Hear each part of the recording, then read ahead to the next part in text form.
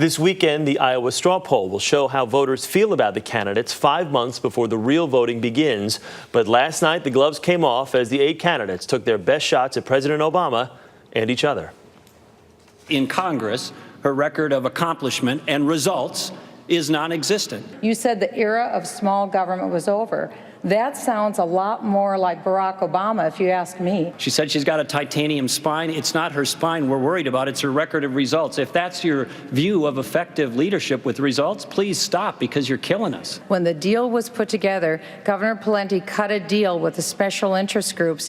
If I were president, what I would have done is cut federal spending, capped federal spending as a percentage of the total economy, and then worked for a balanced budget amendment. If we do that, then we can rein back the scale of government. It was very important that we not raise the debt ceiling, because consider what happened. The Congress gave Barack Obama a blank check for $2.4 trillion. What did the American people get in return? $21 billion in illusory cuts. It is a scandal that the Federal Reserve is secret. And I think that, frankly, their monetary policy since the late 90s has been a major factor in the bubble that has been created and a major factor in the economic pain we're now going through. I proposed and signed into law the positive alternatives to abortion bill. I proposed and signed into law the fetal pain bill and more. And our abortion rate in Minnesota has dropped dramatically. I believe we should have a federal amendment of the Constitution that defines marriage as a relationship between a man and a woman. I believe in traditional marriage first and foremost. I've been married 28 years. I have 7 terrific kids to show for it. But I also believe in civil unions, because I think this nation can do a better job when it comes to equality. 2 days from now, Brett, we get to send a message to Barack Obama, and the message is this: you are finished in 2012, and you will be a one-term president. Where's Barack Obama's plan on Social Security reform, Medicare reform, Medicaid reform? In fact, I'll offer a prize tonight to anybody in this auditorium or anyone watching on television. If you can find Barack Obama's specific plan on any of those items, I will come to your house and cook you dinner. I'm not going to eat Barack Obama's dog food. All right, what he served up was not what I would have done if I'd have been president of the United States.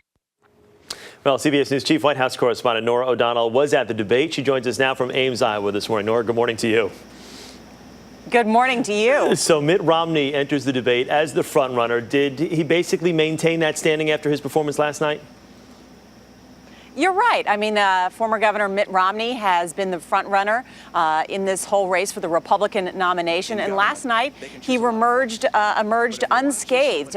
Really, very few of the other candidates tried to take him on. He tried to stay above the fray. He's not competing here in Iowa for the straw poll on Saturday. I think he's taking the long view. He actually has won in the past. But for the most part, what it really came down to was this food fight, if you will, between Michelle Bachmann and Tim Pawlenty, because they're both the front runners in the Iowa straw poll, and that's where you're really going to get a test of wills. I mean, Governor Tim Pawlenty, he's been dubbed Minnesota nice guy. Well, you just saw those clips. He's no longer Minnesota nice. He really took it to Michelle Obama, going after her record of accomplishments, saying it's almost nothing.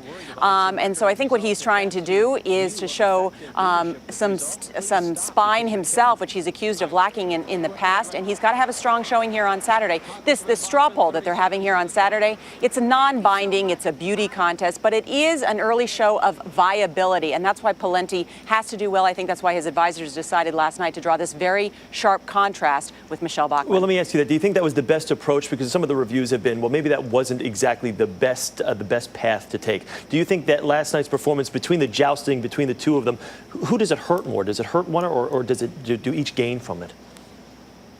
Look, debates are about drawing distinctions, giving voters a choice, letting them know the difference between candidates. I think that, in the last debate, Pawlenty tried to draw some distinctions with Mitt Romney. He failed to do that, was heavily criticized for it. His advisors decided to take the tack of pointing out some of Michelle Bachmann's record or lack of record. Michelle Bachmann retorted by saying, look, she's actually sponsored the Light Bulb Freedom of Choice Act in Congress. So those are issues that the voters can look at. I wonder, and I asked an advisor specifically, I think what you're trying to get at, Chris, is, Michelle Bachmann's a favorite here in Iowa. How does it help him by going after her? So we'll have to see the results on Saturday. Let's get a quick question about Texas Governor Rick Perry, who is going to officially announce tomorrow that he is entering the race. How does that now change the landscape? I think it makes a huge difference. Texas Governor Rick Perry has already overshadowed what's going on here in Iowa. He is a darling of social conservatives, has a lot of supporters in faith-based organizations. The unemployment record in Texas is something that he can run on, he can tout. The unemployment rate is just 8.2%, well below the national average. So he is going to be a key player. He's going to announce in South Carolina, then travel to New Hampshire, then be here in Iowa on Sunday. And I can tell you that while Mitt Romney last night got out of this debate unscathed, his advisors are closely watching Governor Rick Perry.